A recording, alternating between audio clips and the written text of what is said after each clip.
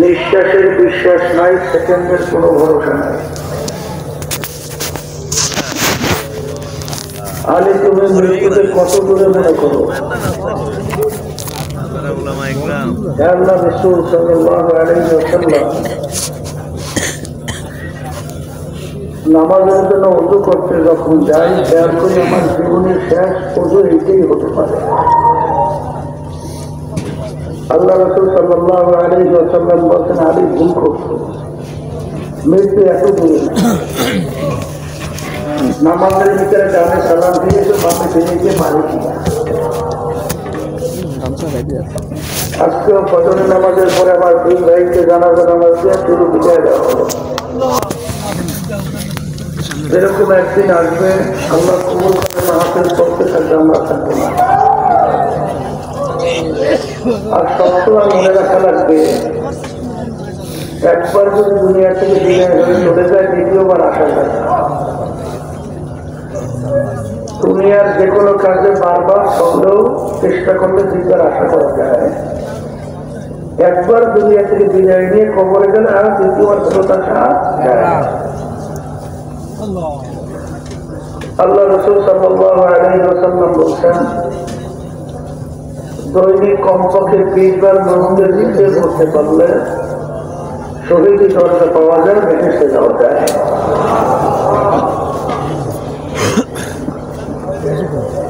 আসলে ব্যাপারটা হলো, আমরা সবাই জানি আছি বিদায় হব,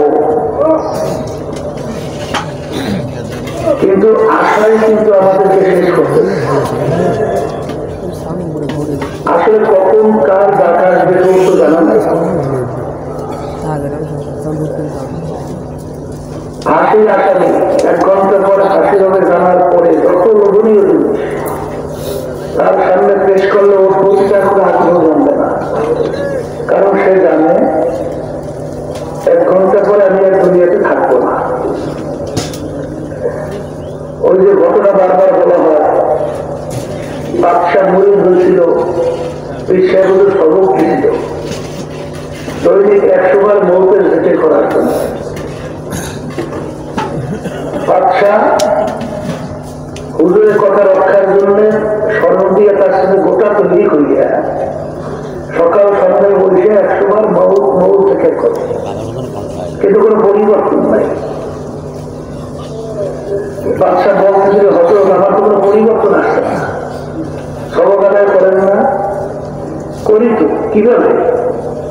ওই আপনি বলছেন আপনার সম্মানার্থে স্বর্ণ দিয়া তার সাথে গোটা তৈরি করিয়া সকাল সময় বসে 100 বার 100 বার মৌতের জিকির করি। এইভাবে করলে হবে না, আমি হাতে হাতে শিক্ষা দিয়ে আসবো।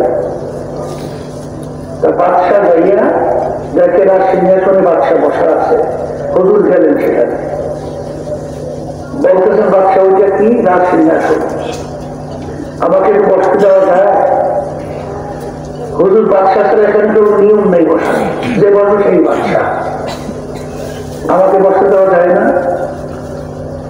হুজুর আপনাকে দেওয়া যায় এবং বসার পরে বলতেছে, এখন ওই বাদশাহ করে হুজুর না বাদশাহ, এখন যাবো তাই হয়, তাই হয়। হুজুর বসে বলতেছে, জল্লাদকে বাদশাহকে ইঙ্গিত করে বাঁধবো, কতল করতে হবে। কতলের হুকুম হয়ে গেছে, বান্ধা হয়ে গেছে। যখন বাঁধতেছে থরথর করে শরীর কম্পনিতে বেরুস হয়ে গেছে। হুজুর বলতেছেন, কানে কানে বলবো, কতলের হুকুম উঠাই না হয়েছে, যত বলে এখন হুশ আসে না, মানে থরথর করে কম্পন শুরু হয়ে গেছে, কাঁপতেছে এখনো। কি হইল?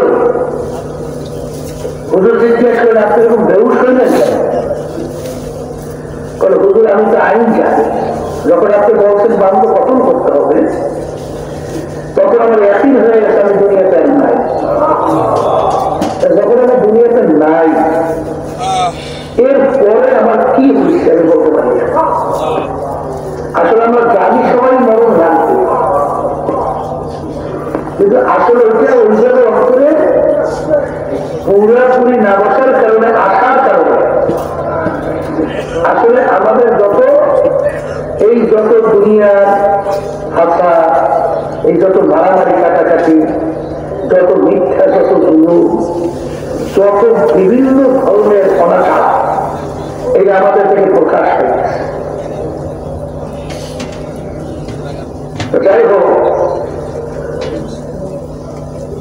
আসলে দুনিয়া থেকে বিদায় নিয়ে আমাদের সকলে যাওয়া লাগবে, কিন্তু কি পুঁজি নিয়ে আমাদের যাইতে হবে? এই পুঁজি সম্বল কামাই করার জন্য চলমাই মাহাতি আল্লাহ কুতুবে প্রতিষ্ঠিত করে গেছে। এই তরিকা আল্লাহ কুতুবে রেখে গেছে। আমি আপনাদের সামনে যে আয়াত শরীফ তেলাওয়াত করেছি, আয়াতের মধ্যে আল্লাহ রাব্বুল আলামিন বলছেন, হে আমার ঈমানদাররা। এখানে ঈমানদারদের কথা আল্লাহ বলছেন। মানুষের ভিতরে অনেক রকম আছে, বিভিন্ন প্রকার, বিভিন্ন ধরনের আছে। এক শ্রেণী মানুষ বিশ্বাস করে সৃষ্টিকর্তা আছে, কিন্তু তারা দেবদেবীর পূজা করে, এদেরকে বলা হয় মুশরিক। এক শ্রেণী আছে খ্রিস্টান, এরা কিন্তু মনে করে আল্লাহর স্ত্রীর সন্তান আছে। ইহুদিরা মনে করে আল্লাহর সন্তান আছে, নাসারা মনে করে আল্লাহ ছেলে। কিন্তু একমাত্র আমরা যারা কারিগর মুসলমানের ভিতরে আল্লাহর নবীকে আমরা নবী মানি, আমরা বলি আল্লাহ এক, তার কোনো শরীক নেই। আল্লাহ রাব্বুল আলামিন নির্ভেজাল যারা ঈমানদার, তাদেরকে আল্লাহ রাব্বুল আলামিন বলছেন, হে আমার ঈমানদাররা, তোমরা যারা আমাকে বিশ্বাস করো, তোমরা আমার জিকির বেশি বেশি পরিমাণে করো, বিশেষ করে ভোরে বৈকালে এই দুইটা সময় আমার তাসবিহ এবং তাহলিল আদায় করো। সবাই বলে সুবহানাল্লাহ।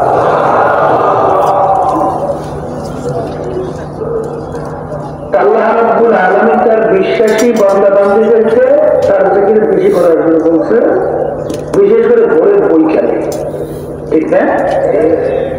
এখানে আল্লাহ রাব্বুল আলামিন এই বিশ্বাসী বান্দা বান্দীদের কোনো পার্থক্য করছে যে যারা আলেম বাবা তারা আমার জিকির বেশি করবে, যারা পীর বাবা তারা আমার জিকির বেশি করবে, যারা পীরের মুরিদ হবে তারাই আমার জিকির করবে। কিন্তু বর্তমানে দেখা যায় যারা সহি তরিকার সাথে দাঁড়াই আছে, আলহামদুলিল্লাহ, তারাই দেখা যায় আলহামদুলিল্লাহ সকাল সন্ধ্যায় বসে আল্লাহর জিকির করে। আর এক শ্রেণী তারা মনে করে এটা আমাদের কাজটা, এগুলো পীরের মুরিদ যারা তারা আল্লাহর জিকির করে, এগুলো পীরের খবর। ঠিক না? কিন্তু এখানে আল্লাহ কি কাউকে ভিন্নভাবে বলতে না, সবাইকে যারা ঈমানদার তারা সকলকে বলতে ভুলে নেয়। এখানে কোনো ধনী গরিব পার্থক্য আছে? এখানে আলেম বা ছাত্র পার্থক্য আছে? এখানে অন্য কোনো পার্থক্য নাই। মেয়ে পুরুষ যারা ঈমান আছে আল্লাহর উপরে, তাদেরকে আল্লাহ বলছেন আমার দিকে বেশি করো।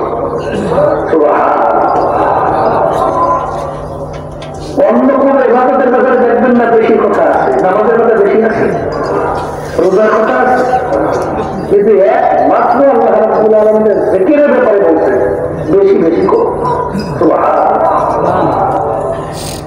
এখন বেশি সংখ্যা তো আল্লাহ বলেন নাই, কিন্তু আল্লাহ রাসূল সাল্লাল্লাহু আলাইহি ওয়াসাল্লাম বলছে, আকসিরু যিকরাল্লাহি হাত্তা ইয়াকুলু মাজরুহু। এই পরিমাণ তোমার আল্লাহর জিকির তোমরা বেশি করো যে দুনিয়া ব্যাপার আছে তারা তোমাদেরকে দেখে যেন পাগল বলে। কি বলে? আলহামদুলিল্লাহ, দেখবেন সর্বনাই আলহামদুলিল্লাহ কিছু মুজাহিদদেরকে দুনিয়াদাররা একটু পাগল বলে। যখন হাসতেছে তখন তারা আল্লাহর জিকির করতেছে, হাসতেছে, কাজ করতেছে, আল্লাহর জিকির করতেছে, কাজ করতেছে। কথা ঠিক না? শুনে বেশি কোনো শেষ নাই, সীমা নাই, কিন্তু হাসিস পুত্রের পাগল কোন কাজ বেশি না করলে তাকে পাগল বলে। ছাত্র পড়তে পড়তে যখন নিয়মের বাহিরে পড়ে তখন কি বলে ওরা তত্ত্বমত পাগল কথা বলেন দেখেন। দেখবেন যে কোনো কাজ যখন বেশি করে তখন বলে ওই কাজটা কথা বলে ওরা পাগল পাগল শব্দের ব্যবহার করতে পারে নিয়ম ছাড়া যখন করে তখন তাকে কি বলে পাগল। আসলে আমরা আল্লাহর জিকির অনেকের তো এখন ছেড়েই গেছে। আবার অনেক সময় আমাদের কাছে অভিযোগ আছে যারা ইসলামে আন্দোলন করে তারা যদি হুজুর আল্লাহর জিকির তেমন করি, ইসলামে আন্দোলন করে কি আল্লাহর জিকির করা নেই? অনেক মুজাহিদ যারা নাকি বিভিন্ন দায়িত্ব চিত্র মুজাহিদের মধ্যে আলহামদুলিল্লাহ তারা ঠিক মতো তরিকার নিয়ম অনুযায়ী ওটা পালন করে, কিন্তু সেই আন্দোলন দায়িত্ব ছিল এখন হ্যাঁ জিকির থেকে ছেড়ে গেছে। কি ব্যাপার শোনেন, যেই কাজের সাথে যেই জিহাদের সাথে যেই রাজনীতির সাথে আত্মশুদ্ধি থাকবে না ওই রাজনীতিটা কিন্তু আসলে উপকারের সাথে ক্ষতি বেশি হবে। আত্মশুদ্ধি কিন্তু সবার জন্য খরচ। এখানে যারা তরুণের মরিদ হবে তরিকার সাথে জড়ানো থাকবে তারাই আত্মশুদ্ধির জন্য মেহনত করবে, আর যারা জড়াবে না অন্য অন্য সংগঠনের কাজ করে তাদের লাগবে না। আল্লাহ রাব্বুল আলামিন ইয়া আইয়ুহাল্লাযীনা আমানু, যারা ঈমান আনছো আমাকে বিশ্বাস করো তারাই আমার জিকির বেশি করো। এখানে কিন্তু ভিন্ন বলতে কাউকে বলা হয় না। এই জন্য বিশেষ করে লক্ষ্য রাখা লাগবে সাহাবায়ে কেরামদের ব্যাপারে আল্লাহ রাব্বুল আলামিন কি বলছেন। আল্লাহ রাব্বুল আলামিন বলেন আশিদ্দাউ আলাল কুফফার রুহামাউ বাইনাহুম তারাহুম রুকআন সুজদান ইয়াবতাগুনা ফাদলান মিনাল্লাহি ওয়া রিদওয়ানা সীমাহুম ফি উজুহিহিম মিন আসারিস সুজুদ। সাহাবায়ে কেরামদের ব্যাপারে আল্লাহ রাব্বুল আলামিন কি বলছেন, তাদের গুণ, তারা ময়দানের ভিতরে বীর, শেষদার ভিতরে সবচেয়ে বড় আবেশ। কথা বলে না, তাদের চেহারার ভিতরে শেষদার নূর চমকাইতেছে। আর আপনি আন্দোলন করবেন বা অন্যান্য কিছু করবেন আপনার বুঝি আত্মশুদ্ধি রাখবে না? আত্মশুদ্ধি খরচ যায়। আত্মশুদ্ধির জন্যই এই যে তরিকার যে 5 ঔষধ, বিশেষ করে সকাল সন্ধ্যা আল্লাহর জিকির করা, কলবের থেকে গুনার ময়লা দূর করা লাগবে না। আল্লাহ রাসূল সাল্লাল্লাহু আলাইহি ওয়াসাল্লাম কি বলছেন, লিকুল্লি শাইইন সিকালা ওয়া সিকালাতুল কুলুবি যিকরুল্লাহ। প্রত্যেকটা জিনিস ময়লা হয়ে গেলে পরিষ্কার করার যন্ত্র হাতিয়ার আছে না নাই? জামার ভিতরে ময়লা হলে সাবান মারলে পরিষ্কার হয়, রগের ভিতরে জং করলে রেত মারলে পরিষ্কার হয়। আল্লাহ রাসূল সাল্লাল্লাহু আলাইহি ওয়াসাল্লাম বলে যে যখন আমার উম্মতের একটা গুনাহ করে তখন ওই গুনার মাধ্যমে তার কলমের কাছে কালো দাগ করে, আবার যখন গুনাহ করে আর একটা কালো দাগ করে, এরকম গুনাহ করে কালো দাগ করতে করতে করতে করতে এক পর্যায়ে ওই কলমটা একটা বেরান্নে কলমে পরিণত হয়ে যায়। বেরান্নে কলমের কাজটা হয় কি শোনেন, আপনার জ্বর হলে যদি জিভটা নষ্ট হয় ওই জিভটার ভিতরে ভালো খাদ্য ভালো লাগে কিন্তু এটা খাদ্যের দোষ না, এটা আপনার জিভটার দোষ। এটা ঠিক গুনাহ করতে করতে যখন কলমের ভিতরে জং করতে করতে কলম বেরান্না হয় তখন বেরান্না কলমে আল্লাহর জিকির ভালো লাগে না, তার কাছে আল্লাহর ইবাদত আল্লাহর হুকুম মানতে ভালো লাগে না, আল্লাহ রাসূল সাল্লাল্লাহু আলাইহি ওয়াসাল্লামের তরিকা অনুযায়ী চলতে ভালো লাগে না। কথা ঠিক না?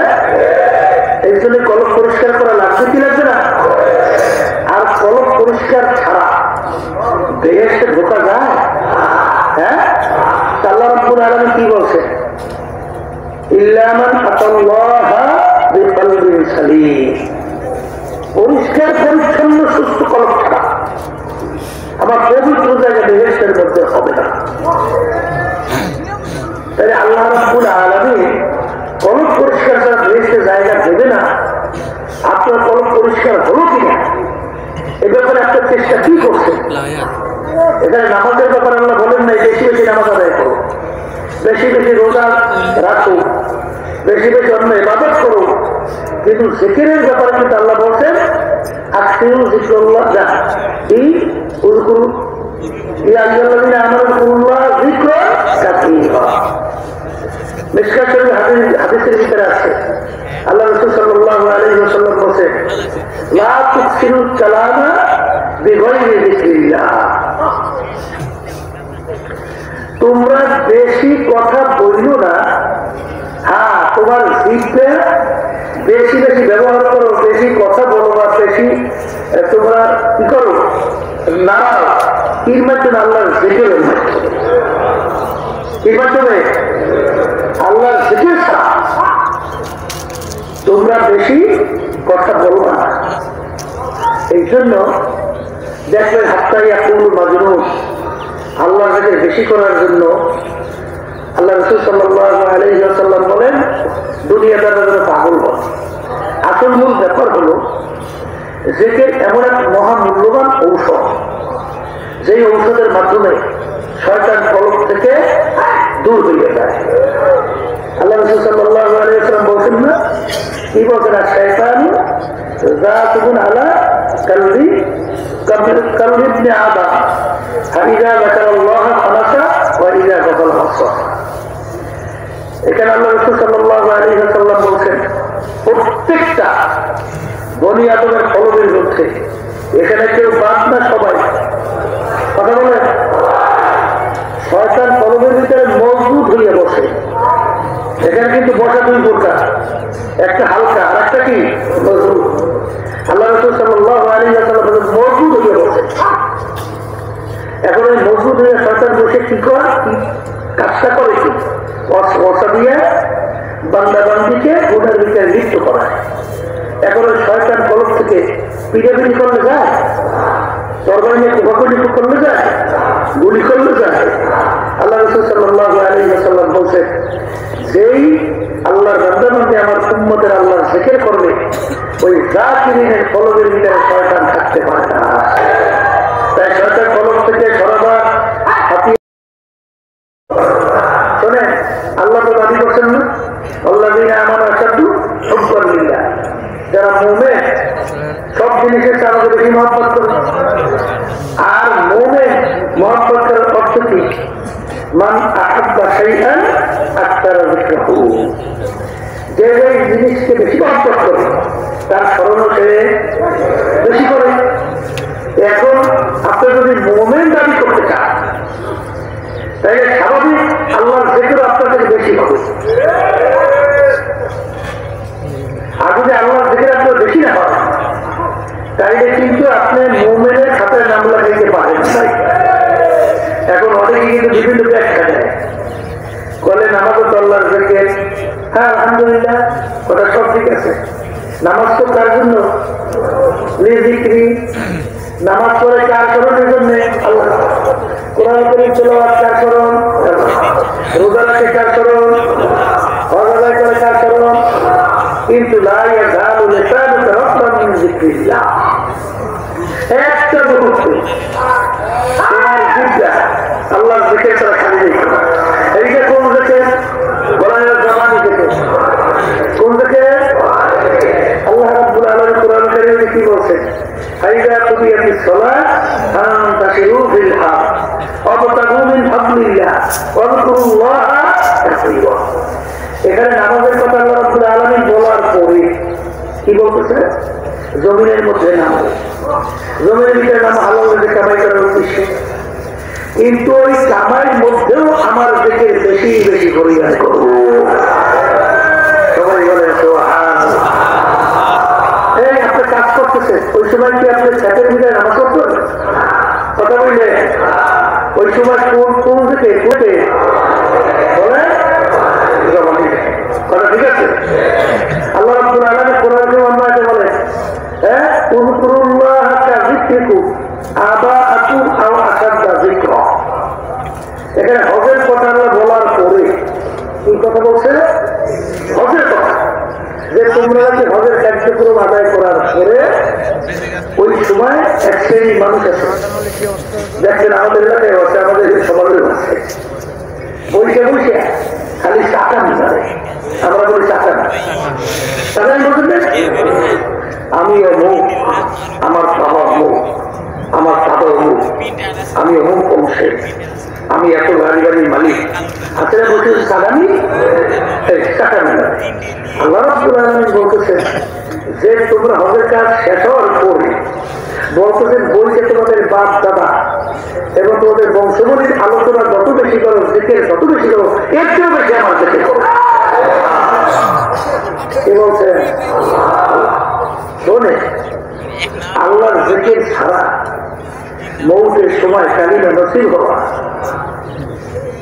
আর আল্লাহর নাম জবান থেকে বের হওয়া কোনদিন সম্ভব না। কারণ শোনেন, কুল্লু এনাই এতারাশাহুবিনা ফিহি, যেই হান্ডের ভিতরে যা থাকবে কাজ করলে তাই তো করবে। এটা বাস্তবতা আছে না নাই? এই বোতলের ভিতরে পানি যাচ্ছেন, কাজ করলে পানি, দুধ রাখছেন দুধ, তৈরি রাখছেন প্রসাদ রাখছেন পরে কি। যেই আল্লাহর বন্দানন্দের কলমের মধ্যে আল্লাহর জিকির বসাতে পারবে, ঘুমাই আছে ওই আল্লাহর বন্দানন্দে আল্লাহ আল্লাহ কথা ঠিক আছে কি বাস্তবতা আছে না? এই বাদামওয়ালা সারাদিন বাদাম বিক্রি করে, বাদাম বিক্রি করার পর রাত্রে ঘুমাইয়া থাকে, বাদাম বাদাম করে চিল্লি ওঠে না, চানাচুর সারাদিন বিক্রি করে, চানাচুর চিল্লি ওঠে না, ওঠে না। দেখবেন যেই কাজটা বাহিনী করিয়া ঘুমাইলে ওই যে করে চিল্লেই ওঠে, তারপর কি হয়েছে দেখাচ্ছি বলে ও সারাদিন এই কাজ করি আসে, এই জন্য ওই কথা লিখে।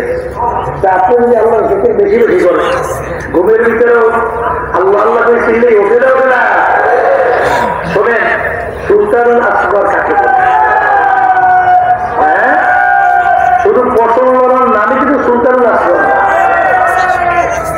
সুলতানুল আসগর বলা হয় এটা তরিকাতের লাইনে সর্ব অবস্থা আপনার আল্লাহ স্মরণ আপনার ভিতরে জৈন দেওয়া, এটাকে বলে কি সুলতানুল আসগর। এই সুলতানুল আসগর অর্থাৎ আপনি ঘুমাই আছে লাইয়া ঝাড়ু বেসারটা রত্নাঙ্গি 24 ঘন্টা জিজ্ঞাসা খালি ঘুমের মধ্যে আপনি স্মরণ করবেন কে? ঘুমের মধ্যেও জিজ্ঞা আল্লাহর জিকিরে চলবে, কোন 24 ঘন্টা আল্লাহর জিকিরে চলতে থাকে। কথা বুঝলেন নাই? কলমের ভিতরে যখন আল্লাহর জিকির জারি হয় তখন দেখে বাহির থেকে পাশে দাঁড়াইলে ভিতর থেকে আল্লাহর জিকির শব্দ আসে। এরকম বহুত আল্লাহর নবীর ঘটনা আছে নাই? হাজারের মুফতি আজম মুফতি নাম নাই না রহমতুল্লাহ আলাইহি, তিনি ইন্তেকালের আগে আগে ডাক্তারগণ টেলিস্কোপ দিয়ে পরীক্ষা করতেছে, দেখি কলমের ভিতরে এখানে যখন মেশিন লাগে খালি দেখে যে শব্দ আসতেছে আল্লাহ আল্লাহ আল্লাহ আল্লাহ আল্লাহ আল্লাহ। শোনেন, আপনাদের রহমতুল্লাহ আলাইহি কথা শুনছিলেন, আম্মাজান বলছিলেন যে তোর আপনি অনেক সময় নাক কাইলে ঘুমাইতেন, শব্দ হয়, মানুষ ঘুমাইলে শব্দ হয় না। এখন এই পাশে দাঁড়িয়ে দেখি নাক কাইলে ঘুমাইছে, কিন্তু ওদিকে তাকেই দেখি জিজ্ঞাসা আল্লাহ জিকির উঠতেছে এবং নামতেছে, উঠতেছে এবং নামতেছে। আল্লাহ শুধুই পাশে ধরে নামাজ পড়ছে, মনে আছে যে কিভাবে ভিতর থেকে ঘুম ঘুম ঘুম ঘুম শব্দ হয়েছে। সুলতানুল আসগর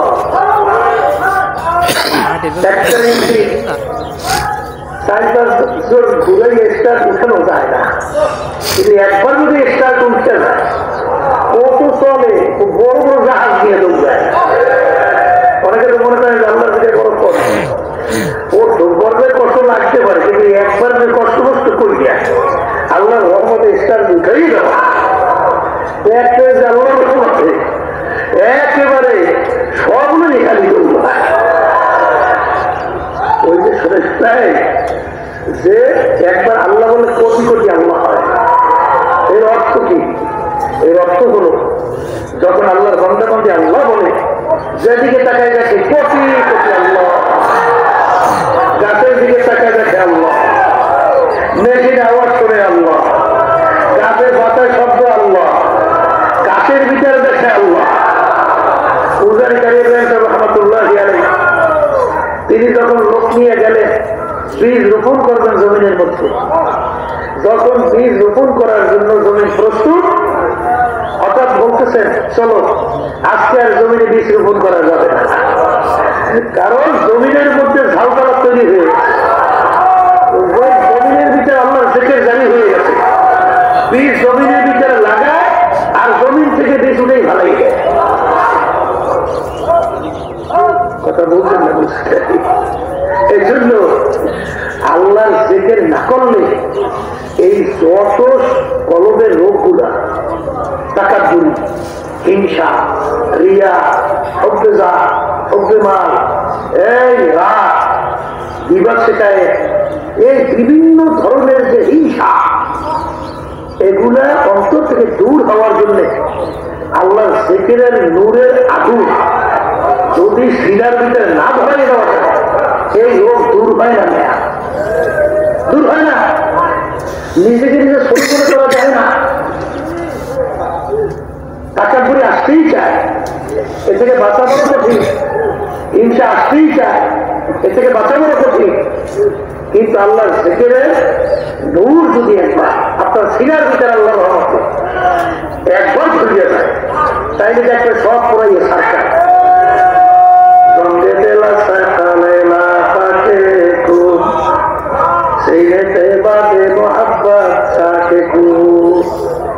যদি একবার সিনার ভিতরে এই আল্লাহর জিকিরের নূর একবার যে সিনার ভিতরে লেগে যায়, সব চালাইয়া, তখন সব আল্লাহর ভজনে কি করে একেবারে সব সাক্ষাৎ করে দেয়।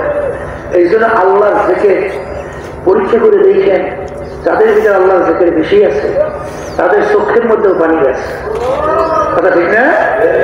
কিন্তু যাদের ভিতরে আল্লাহর জিকির নাই তাদের চোখে পানিও দেখা যায় না। আর চোখের পানি ছাড়া জাহান্নামের আগুন ঠান্ডা হয়? জাহান্নাম থেকে বাঁচা যায়?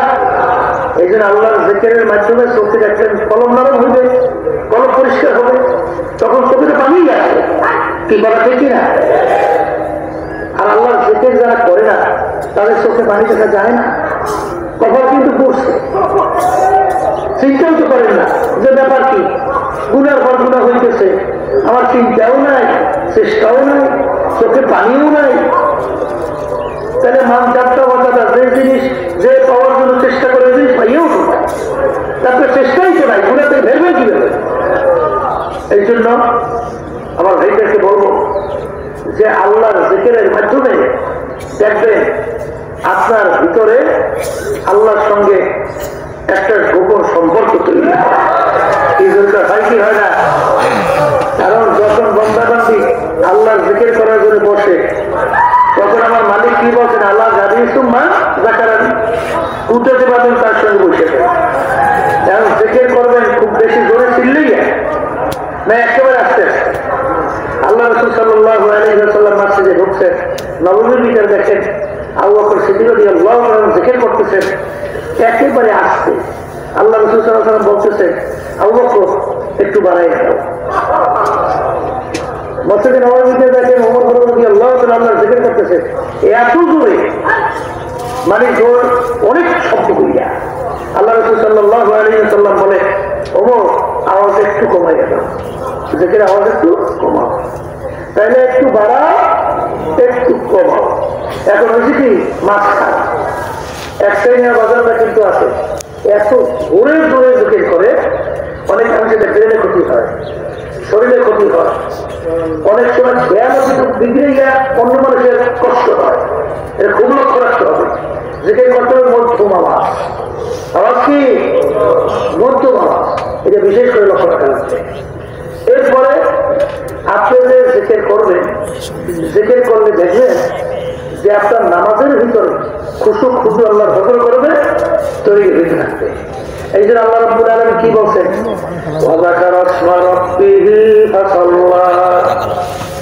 আগে তোমরা আমার নামের জিকির করো, এরপরে নামাজ আদায় করো। আল্লাহর নামের জিকির কি? আল্লাহ আল্লাহ আল্লাহ আল্লাহ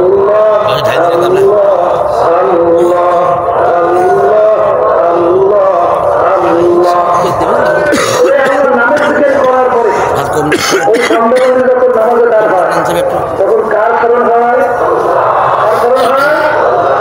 তাকে রাস্তায় বলে আল্লাহ স্মরণ হয়। তাকে বুঝে গেল যে নামাজের আগে আল্লাহর জিকির করার জন্য আল্লাহ, আর আল্লাহর জিকিরের মাধ্যমে হাদিসের মধ্যে আসছে ফজরের নামাজের পরে সূর্যোদয়ের আগে এই সময়টা এত গুরুত্বপূর্ণ।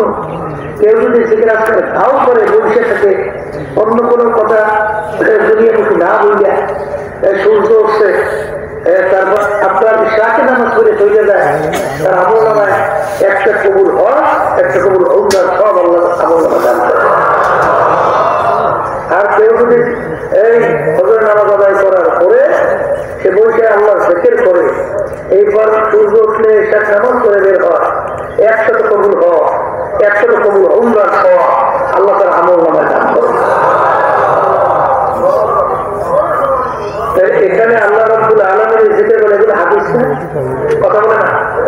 আল্লাহ রাসূল সাল্লাল্লাহু আলাইহি ওয়াসাল্লাম বলছেন না, তাহলে আল্লাহর জিকির করা লাগবে কি লাগবে না? কারণ এক শ্রেণী বর্তমানে জিকিরের জন্য যে এত কি বিপদ বাড়ছে, আর এইটার জন্য যে এত জ্ঞান ঝামেলা বাড়ছে, ওদিকে গান বাজনা দেয় কোন অশ্লীলতা, এই ব্যাপারে তার একটা চিন্তাও নেই, বড় দেখা নেই, চেষ্টাও নেই কিভাবে। কিন্তু একদিন আল্লাহ বান্ধবান্ধবকে আল্লাহ জিকির করে, ওগুলো সত্যিই করতে পারে। তখন বিভিন্ন ফটুয়া চালিয়ে নিয়ে আসে, হ্যাঁ ওই এক আল্লাহর বান্দা চরমনিতে আসছে, একটু বেচায় যার লোক আছে সমাজ দিতে, ওই চরমনি আসার পরে আল্লাহ দিনে উদ্ধার করছে। এরপর তো এখন নামাজও করে, একটু আল্লাহ জিকিরও করে। একজনে তাই বলতে আসছে, বুঝছে যে তুমি এরকম বসিয়া মসজিদে বসিয়া কাছে ধুয়ে যেতে করো, এটা দাঁত নাই, ঠিক আছে, দাঁত নাই, এরপরে আমার কাছে হ্যাঁ তুমি গরু করে জিজ্ঞাসা করে জানছেন, ও একটু আছে না বোখা, আমার বলছে বোখা বলতে বুঝছে, ও কইতে আছে যে আচ্ছা এই যে বেদা এই রায় যাই বসা, আমি যে সমাজে গান বাজনা করাইতে মহিলাদের পেছনে গান আসাইতে একে আপনার মনে আছে? তখন যে আপনাকে আমি দাওয়াত খেলাম তা মনে আছে? তাও তো মনে আছে। বলে আমার বাড়ি দাওয়াত খাইছিলেন? খাইছিলাম। বলতে হাবিয়ে তোমার এনেছিলেন? তাও করেছিলাম। বলে তখন আমাকে কি করেন নাই যে তুমি এই কাজটা করলো না, এটা কিন্তু গাইতে হারাম, মাইয়া না চাই না, গান করবি না, দৌড়বাটি ঢুকে এত করবে করবে, তখন হাতিয়ে হয়েছে, আমার বাড়ি দাওয়াতও খাইছে। কিন্তু আজকে আল্লাহ রাব্বুল আলামিন আমার সর্বনাই নেওয়ার পরে এখন ওগুলো আমি সব বাদ দিয়েছি, এখন বাচ্চা নামাজ করি, এখন বলছি আল্লাহ জিকির করি। এখন তুমি সহ্য করতে পারো না, এমন ভাবে মারবো খাবা একটা গান মারতেই পারবো। এই এক পথে হিংসু, এই হিংসুদের কারণে আছে সব শেষ হইতে আছে।